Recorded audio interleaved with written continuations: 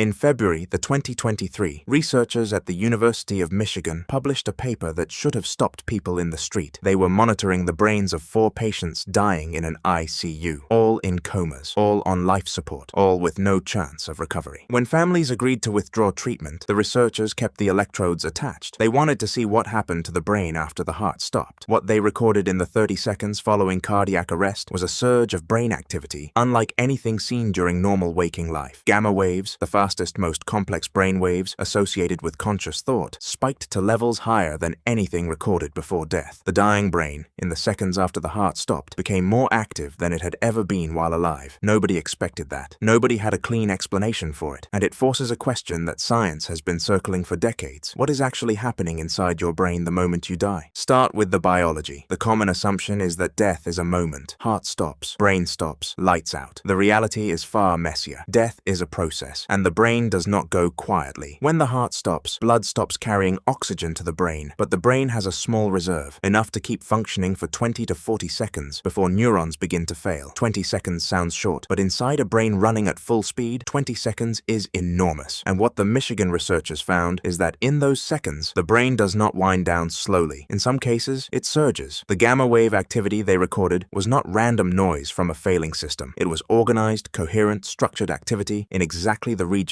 most associated with conscious experience and memory retrieval. Not a brain shutting down, a brain doing something. This was not the first time. In 2013, a different team at the University of Michigan induced cardiac arrest in rats while monitoring brain activity and found the same pattern. In the 30 seconds following cardiac arrest, a coordinated surge of high-frequency brain activity. The researchers described it as a highly aroused brain state, the kind associated with heightened awarenesses and intense sensory experience. A dying brain behaving like a brain paying very close attention. Nobody was prepared for that finding in rats. When the 2023 human study pointed in the same direction, the question became impossible to ignore. That question is this: is there a relationship between what happens in the dying brain and the near-death experiences that millions of people report after being resuscitated from cardiac arrest? Roughly 10 to 20% of people resuscitated after cardiac arrest describe some form of conscious experience during the time their heart was not beating. The details vary, but the structure is strikingly consistent across cultures, across centuries, across people who had never heard the concept before. A sense of leaving the body, moving through darkness toward light, encounters with people who had already died, a rapid panoramic review of memories from across an entire life, and in almost every case, a quality of reality that survivors describe as more vivid than anything they had experienced while alive. Not dreamlike, more real than real. Sam Parnia, a physician and researcher at NYU Langone Health, has spent 20 years studying consciousness during cardiac arrest. His AWARE study enrolled over 2,000 patients across 15 hospitals in the US, UK, and Austria. It included hidden visual targets placed at high points in resuscitation rooms, visible only from above, to test whether patients reporting out-of-body experiences could describe things they could not have seen from a body lying flat on a table. One patient in one hospital described accurate observations from the resuscitation room that were later verified by medical staff. Details about specific actions taken, specific things said, things impossible to perceive from the position of their body. One case, documented carefully, not proof of anything, but not nothing. The standard physiological explanations are coherent. Oxygen deprivation causes hallucinations. The brain flooded with its own chemistry as it fails. The tunnel of light is the visual cortex misfiring. The life review is the hippocampus replaying memories as it loses integrity. These are real mechanisms supported by real evidence from studies of hypoxia and near-death states. But they have a problem: timing. These explanations require a functioning brain to produce the experience, and many cardiac arrest survivors report experiences from periods of 15 or 20 minutes of zero cardiac output, zero blood flow, zero oxygen. The brain had no physiological basis for generating experience during that window. The Michigan gamma surge lasts 20 to 40 seconds. It does not account for experiences reported across 15 minutes of flatline. The timing does not fit. A 2022 study published in the journal Resuscitation monitored dying patients with continuous brain monitoring and found detectable neural activity in some patients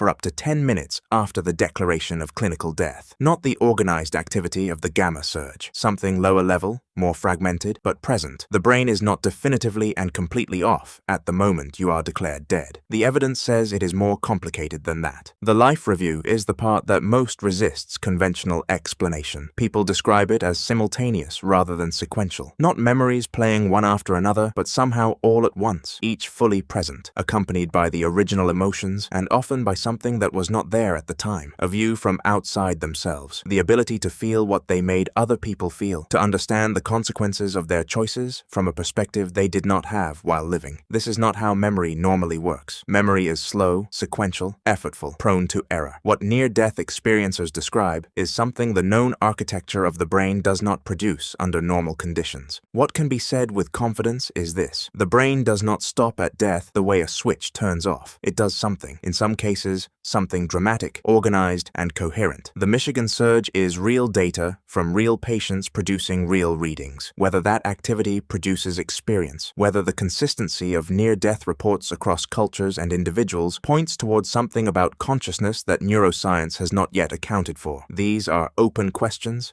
held by serious researchers looking at real data. Not answered by the paranormal, not answered by dismissal, just open. You are going to die. Every system in your body will fail. And in the seconds before the last neuron goes dark, your brain is going to do something nobody fully understands. That is not a comfortable thought, but it is an honest one. And the most honest thing science can say right now is that the most complex object in the known universe does something extraordinary in the moment of its ending. What that something is, from the inside, if there is an inside at that point, remains one of the few questions that every human being alive will eventually get a personal answer to. Whether they can report back is a different matter entirely.